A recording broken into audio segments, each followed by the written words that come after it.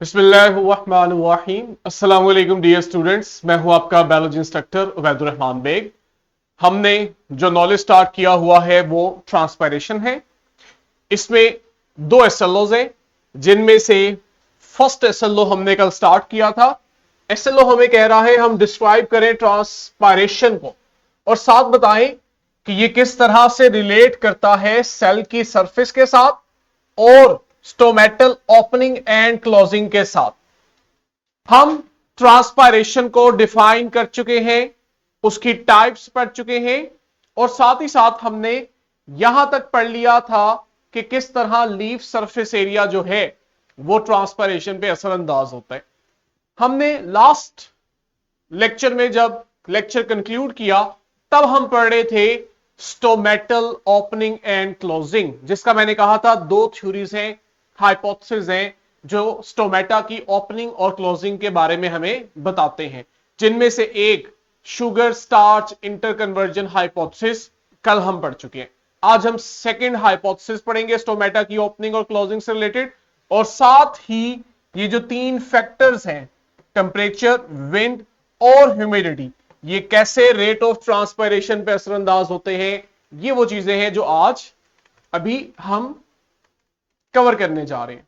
थोड़ा सा starch sugar hypothesis को हम एक दफा से रिव्यू करते हैं। गार्ड सेल्स है हमारे पास। दिन के टाइम क्या होता है, इनमें फोटोसिंथेसिस की वजह से ग्लूकोज बनती है। जब इनमें ग्लूकोज बनती है तो इनमें ग्लूकोज यानी सोल्यूट कंसंट्रेशन ज्यादा हो जाती है। सोल्यूट कंसंट्रेशन ज्यादा होने से इनमें पानी की कंसंट्रेशन ड्रॉप कर जाती है।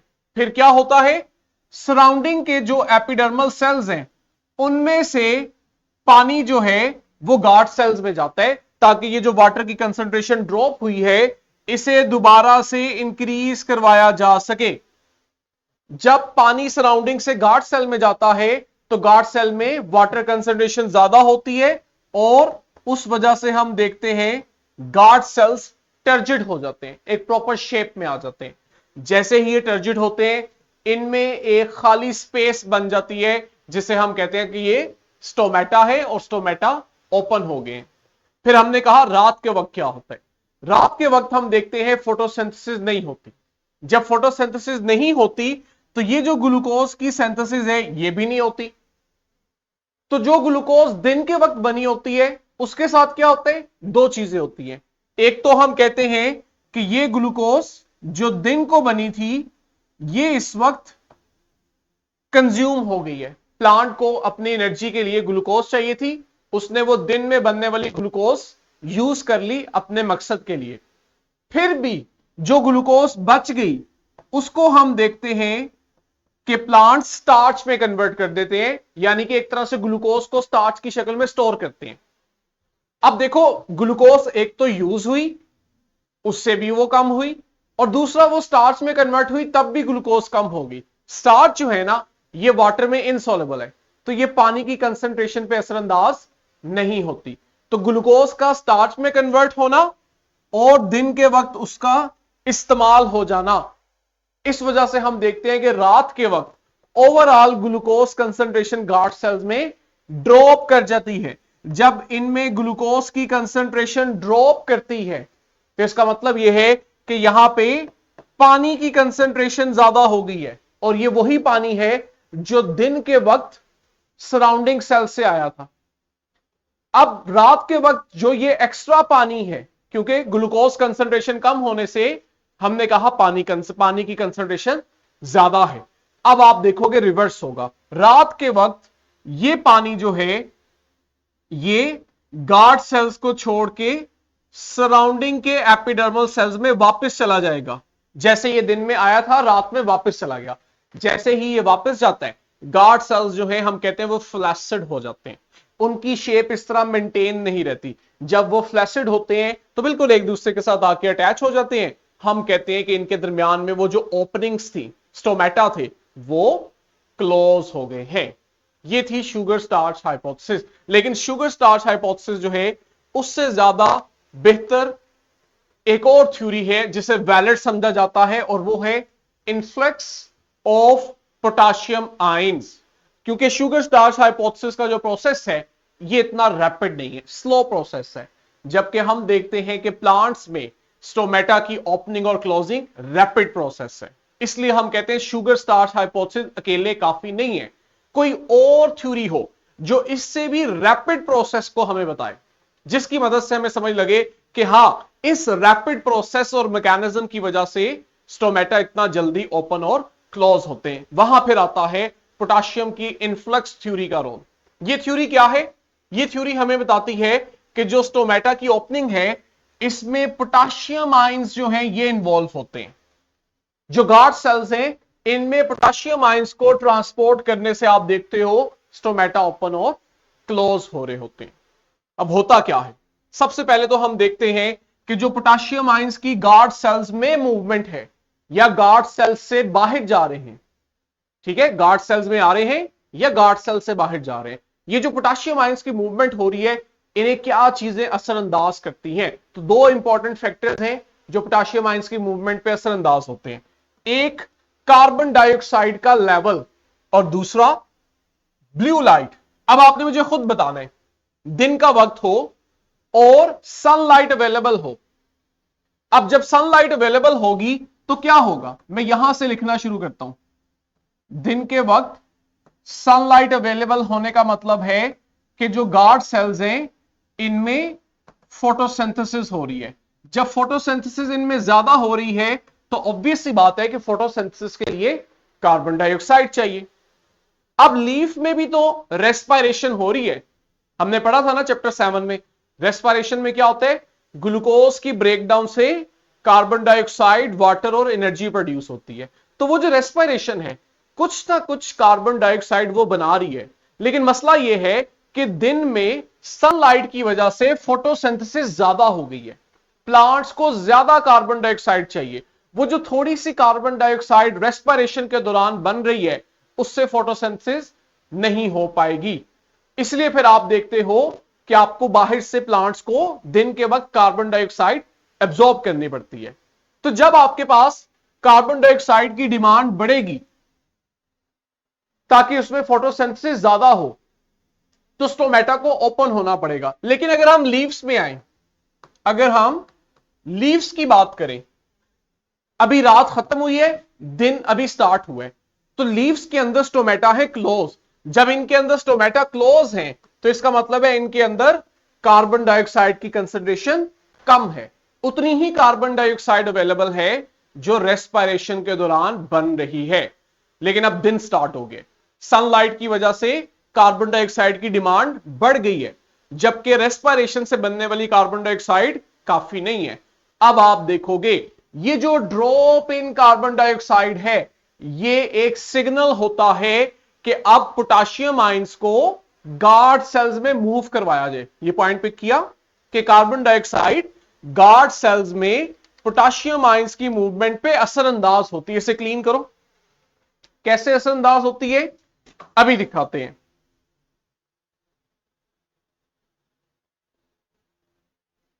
आपके पास पेन को सिलेक्ट करो,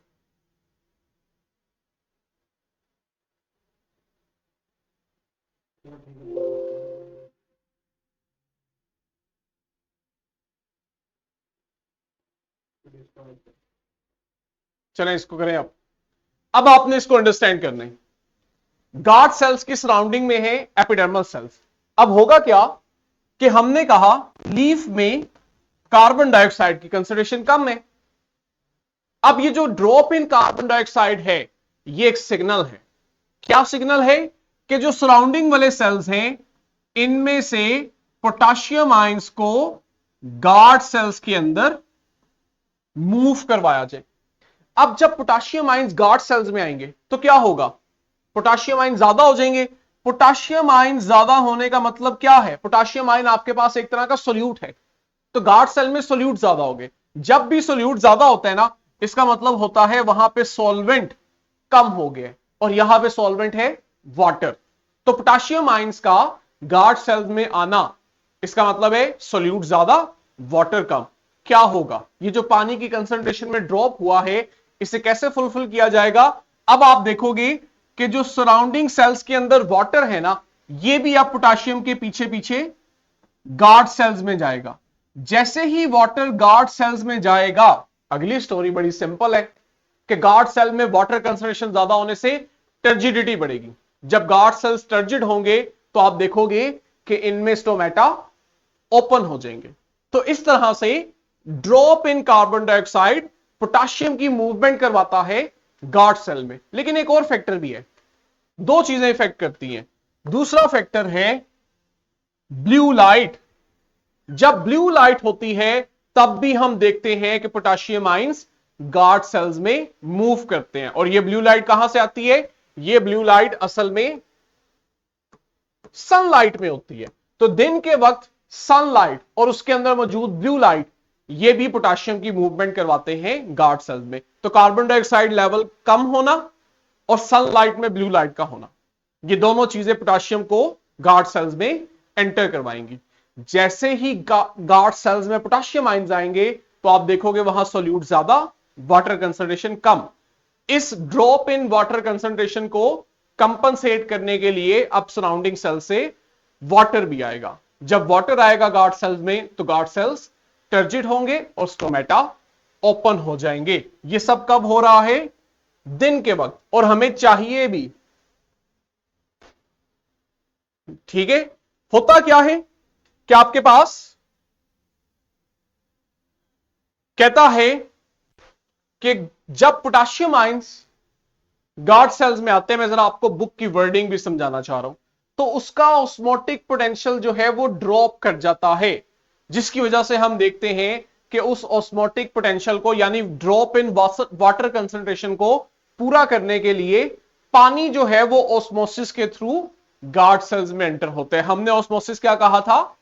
movement of water molecules from area of high concentration to area of low concentration through permeable या semi permeable membrane, selectively permeable membrane. तो अब होगा ये कि जब गार्ड सेल्स में ऑस्मोटिक पोटेंशियल ड्रॉप होगा तो सराउंडिंग सेल से पानी आएंगे और स्टोमेटा ओपन हो जाएंगे। अब हमने देखना है रात के वक्त क्या होगा। एक चीज कि जो ब्लू लाइट है, रात के वक्त तो सनलाइट नहीं है। रात के वक्त सनलाइट नहीं है मतलब लीव्स को ब्लू लाइट नहीं मिल रही। जब उन्हें ब्लू लाइट नहीं मिल रही तो एक सिग्नल तो गया जो पोटाशियम की मूवमेंट करवा रहा था। अब जब ब्लू लाइट नहीं है तो इसका मतलब यह है कि वो जो सेल्स में पोटाशियम है ये रिलीज होना चाहिए, सेल से बाहर जाना चाहिए। लेकिन दूसरा फैक्टर भी है और वो दूसरा फैक्टर है कार्बन डाइऑक्साइड। रात के वक्त अब क्या होगा कार्बन डाइऑक्साइड के साथ, ये भी देखते हैं। रात में लाइट ना होने की वजह से फोटोसिंथेसिस तो नहीं है। अब अगर फोटोसिंथेसिस नहीं है तो इसका मतलब है इन्हें कार्बन डाइऑक्साइड नहीं चाहिए, ठीक है। इस दौरान फिर आप देखोगे कि लीव्स के अंदर कार्बन डाइऑक्साइड की कंसंट्रेशन ज्यादा हो जाएगी। क्यों? क्योंकि वो उसको यूज ही नहीं कर रहे। रेस्पिरेशन में ये प्रोड्यूस हो रही है लेकिन फोटोसिंथेसिस ना होने की वजह से इसका इस्तेमाल नहीं हो रहा। अब ये जो increase in carbon dioxide concentration है ये रिवर्स काम करता है। हमने देखा था कि drop in carbon dioxide concentration का मतलब था कि पोटाशियम आयंस गार्ड सेल्स में जाएं, जबकि रात के वक्त increase in carbon dioxide concentration का मतलब है कि गार्ड्स में से पोटाशियम आयंस बाहर आ जाएं। तो रात में फिर क्या होगा कि ये जो पोटाशियम आयन दिन के वक्त एंटर हुए हैं गार्ड सेल्स में, अब आप देखोगे ये गार्ड सेल्स को छोड़ेंगे और सराउंडिंग के सेल्स में आना शुरू हो जाएंगे। जैसे ही ये गार्ड सेल से बाहर जाएंगे तो इसका मतलब ये हुआ कि विद इन गार्ड सेल्स जो सोल्यूट है यानी पोटाशियम आयंस है इनकी कंसंट्रेशन कम होगी। सोल्यूट यानी पोटाशियम आयंस की कंसंट्रेशन कम होने का मतलब है कि इसमें अब सॉल्वेंट यानी पानी ज्यादा है। अब वो जो एक्स्ट्रा पानी है ये असल में दिन में आया था, अब रात में क्या होगा? क्योंकि पोटाशियम सेल से बाहर जा रहे हैं तो अब आप देखोगे कि वो जो एक्स्ट्रा पानी था जो दिन के वक्त आया था अब ये भी गार्ड सेल से बाहर चला जाएगा। जब ये भी गार्ड सेल से बाहर जाएगा पोटाशियम के पीछे पीछे तो क्या होगा? गार्ड सेल्स की टर्जिडिटी खत्म हो जाएगी। हम कहेंगे गार्ड सेल्स फ्लैसिड हो गए हैं। जैसे ही गार्ड सेल्स फ्लैसिड होते हैं ना, तो आप देखते हो ये बिल्कुल एक दूसरे के करीब आ जाते हैं और इनमें ये जो दिन के वक्त ओपनिंग बनी थी ये खत्म हो जाती है और हम कहते हैं हमारे स्टोमेटा क्लोज्ड हो गए हैं। ये जो आपके पास पोटाशियम का इन्फ्लक्स हुआ कि पहले दिन में पोटाशियम गार्ड सेल्स में गए और उसके पीछे पीछे पानी गया, गार्ड सेल्स टर्जिड हुए, स्टोमेटा ओपन हो गए। रात के वक्त पोटाशियम आयंस गार्ड सेल्स को छोड़ के सराउंडिंग के सेल्स में चले गए। जब पोटाशियम आयंस गार्ड सेल से निकले तो उसी के पीछे पीछे पानी भी गार्ड सेल से चला गया, जिसकी वजह से गार्ड सेल्स फ्लैसिड हुए, स्टोमेटा क्लोज हो गए। ये जो पोटाशियम इन्फ्लक्स की वजह से स्टोमेटा की ओपनिंग क्लोजिंग है, हम इसे ज्यादा एक्सेप्टेबल समझते हैं क्योंकि ये स्टोमेटा की जो रैपिड ओपनिंग क्लोजिंग है उससे ज्यादा बेहतर तरीके से एक्सप्लेन करती है बनिस्बत स्टार्च शुगर हाइपोथेसिस के। ठीक है, अब हमारा सेकंड एसएलओ था कि हमने कुछ फैक्टर्स भी बताने हैं जो रेट ऑफ ट्रांसपायरेशन पे असरअंदाज होते हैं। ट्रांसपायरेशन क्या था? प्लांट्स के जो एरियल पार्ट्स यानी लीव्स हैं, वहां से वाटर का वेपर्स की, गैसेस की फॉर्म में रिलीज हो जाना, लीव से, प्लांट से एटमॉस्फेयर में चले जाना।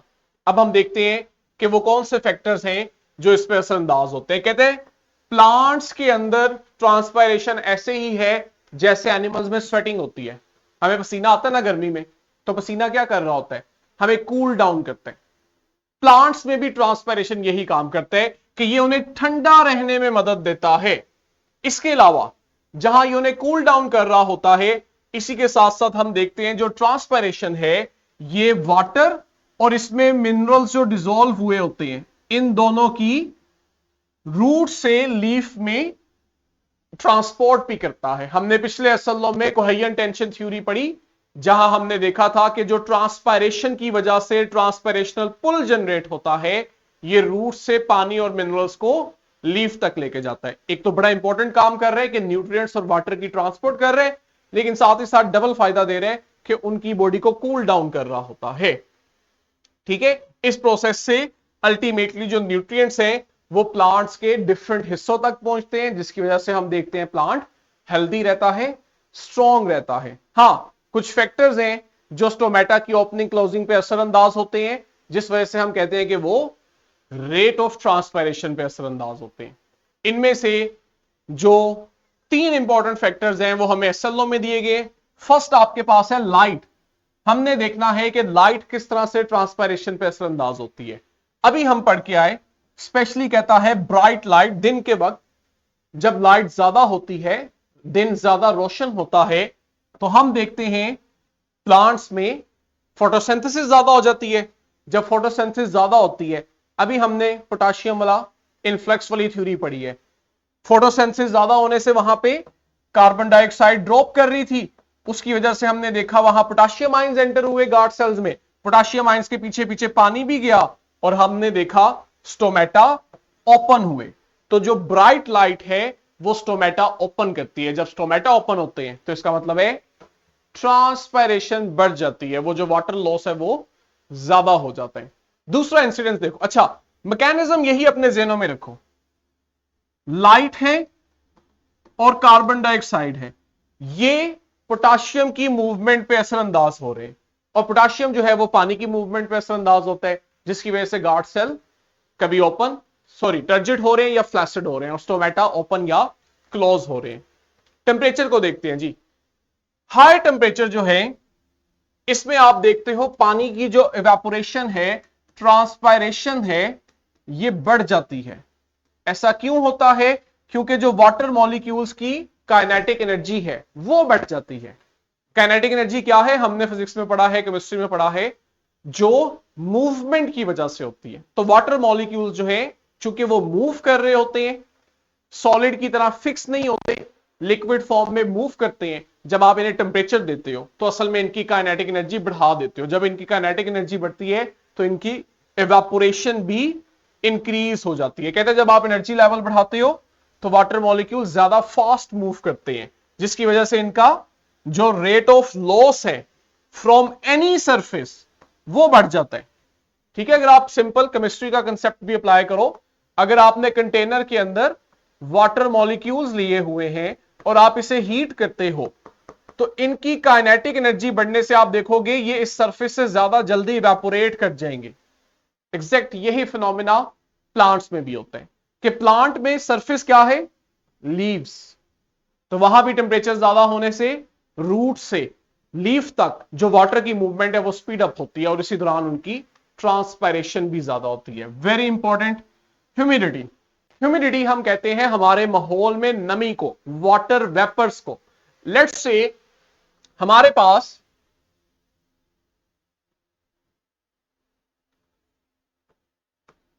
ये एक लीफ है, कहते हैं अगर आप ह्यूमिडिटी कम कर देते हो, यानी कि इसकी सराउंडिंग में वाटर वेपर्स कम है, तो आप देखोगे कि इस लीफ या इस प्लांट में ट्रांसपायरेशन ज्यादा होगी। क्यों? क्योंकि हम कहेंगे कि इस प्लांट और लीफ की सराउंडिंग में जो एयर है ये ड्राई है। जब एयर ड्राई है तो इसका मतलब है यहां पे वाटर की कंसंट्रेशन कम है, और लीफ के अंदर चूंकि मुसलसल इसे जाइलम से पानी मिल रहा है तो लीफ में वाटर ज्यादा होते हैं, तो सिंपल वाटर जहां ज्यादा है वहां से वो इवेपोरेट करके अपनी सराउंडिंग में चले जाते हैं। तो ड्राई एयर में जहां पे ह्यूमिडिटी कम होती है, रेट ऑफ ट्रांसपायरेशन ज्यादा हो जाता है। हाई ह्यूमिडिटी में रिवर्स होता है। अगर आप बाहर ऑलरेडी पानी बहुत ज्यादा कर दो तो आप देखते हो कि लीफ से जो वाटर की इवेपोरेशन है ये रिड्यूस हो जाती है, क्योंकि ऑलरेडी वहां बाहर की एयर में वाटर वेपर्स ज्यादा है। लास्ट आपके पास, आई होप लास्ट ही है, बल्कि दो है, विंड है। विंड जो है ये हवा का नाम है। अब आपने इसे ह्यूमिडिटी के साथ लिंक करना है। ये जो मैंने पीछे डायग्राम बनाई है ह्यूमिडिटी के लिए, जहां मैंने आपको वाटर वेपर्स शो किए हैं, इसको आप विंड के साथ रिलेट करोगे। विंड क्या करती है कि ये रिमूव करती है लीफ की सराउंडिंग में जो स्टिल एयर है। अगर लेट से हवा, जिसे हम हवा कहते हैं, हवा चलना, हवा स्लो चल रही है या हवा नहीं चल रही, तो क्या होगा, इस लीफ की सराउंडिंग में वाटर वेपर्स ज्यादा होंगे। लेकिन अगर आप विंड यानी एयर मूव करते हो तो वो जो एयर मूव कर रही है वो क्या करेगी, वो इन वाटर मॉलिक्यूल्स को लीफ से मूव करके दूर ले जाएगी। ये बात समझ आती है कि वो जो लीफ की सराउंडिंग में वाटर वेपर्स हैं, हवा चलने से क्या होता है कि हवा इन वाटर वेपर्स को लीफ से दूर ले जाती है। जब वो इन्हें लीफ से दूर लेके जाती है तो हम देखते हैं कि लीफ की सराउंडिंग में वाटर की कंसंट्रेशन ड्रॉप हो जाती है। बाकी का मैकेनिज्म आप समझते हो। जब सराउंडिंग में वाटर कम है तो लीफ में तो पानी ज्यादा है, तो सिंपली क्या होगा, लीफ से वाटर इवेपोरेट कर जाएगा। तो ये वजह जो यहां पे असरअंदाज हुई वो है हाई विंड। हाई विंड ने क्या किया, लीफ की सराउंडिंग में मौजूद एयर को मूव करवाया। जब वो एयर मूव की तो वो अपने साथ वाटर वेपर्स को भी आगे ले गई। हां, कहते हैं आपके पास, ठीक है, आगे यही लिखा हुआ है कि जब स्ट्रॉन्ग विंड्स मूव करती हैं तो ये हवा जो है ये भी मूव करती है, जिसकी वजह से रेट ऑफ वाटर लॉस जो है वो बढ़ जाता है। लास्ट में हमारे पास है वाटर सप्लाई, कि पानी प्लांट में कितना है यह भी असरअंदाज होता है रेट ऑफ ट्रांसपायरेशन पे। अगर प्लांट्स को पानी बहुत ज्यादा अवेलेबल है तो इसका मतलब है कि वहां पे ट्रांसपायरेशन ज्यादा होगी और उनमें जो स्टोमेटा है ये ओपन हो जाएंगे। ठीक है, अगर एक्स्ट्रा पानी है तो वो एक्स्ट्रा पानी प्लांट से रिलीज करवाना है। कैसे रिलीज होगा, स्टोमेटा ओपन होंगे, रूट से वो एक्स्ट्रा पानी लीफ तक आएगा और वहां से इवेपोरेट कर जाएगा। इसके बरक्स अगर पानी लिमिटेड है तो आप देखोगे स्टोमेटा क्लोज होंगे और जो वाटर की ट्रांसपायरेशन है ये रिड्यूस कर दी जाएगी। ठीक है, ताकि स्टोमेटा की क्लोजिंग से मजीद पानी लॉस ना हो, क्योंकि अब जब प्लांट में पानी की कमी है, अब भी अगर आप ट्रांसपायरेशन करते हो तो प्लांट मुरझा जाएगा, उसका वाटर पोटेंशियल ड्रॉप कर जाएगा, जिससे उसे नुकसान हो सकता है। ये लीजिए, ये हमारे दो एसएलओज हैं जिन्हें हमने आज के वीडियो लेक्चर में कवर किया है। हमारे पास जो टेम्परेचर, विंड और ह्यूमिडिटी वाले फैक्टर्स थे। इसके साथ एक दो और फैक्टर्स भी आपको समझाए हैं ताकि आप हर तरह से एग्जाम के लिए प्रिपेयर रहो। आपके पास ऑलरेडी इसकी वर्कशीट और क्वेश्चन बैंक है, इसे आपने प्रैक्टिस करना है। मैं आज जो लेक्चर स्टार्ट करना चाह रहा था, टाइम शॉर्टेज की वजह से हम नहीं करेंगे। कल हमने इसे पढ़ना है और वो है शुगर जो फूड है ये किस तरह ट्रांसलोकेट करती है प्लांट्स के अंदर। अभी तक हम वाटर और उसके अंदर डिसॉल्व मिनरल्स को ही पढ़ रहे हैं कि वो कैसे ट्रांसपोर्ट हो रहे हैं, क्या फैक्टर्स हैं जो उनकी ट्रांसपायरेशन पे असरअंदाज हो रहे हैं। लेकिन बड़ा इंपॉर्टेंट कंपोनेंट वाटर के साथ शुगर है जो फोटोसिंथेसिस के दौरान बनती है। इस शुगर की मूवमेंट कैसे होती है, कौन सी थ्योरी इसको एलैबोरेट करती है, ये इंशाल्लाह हमने कल कवर करना है। तो कल वाला वीडियो लेक्चर भी बहुत इंपॉर्टेंट है। कल मिलेंगे इंशाल्लाह, तब तक के लिए बच्चों अल्लाह हाफिज।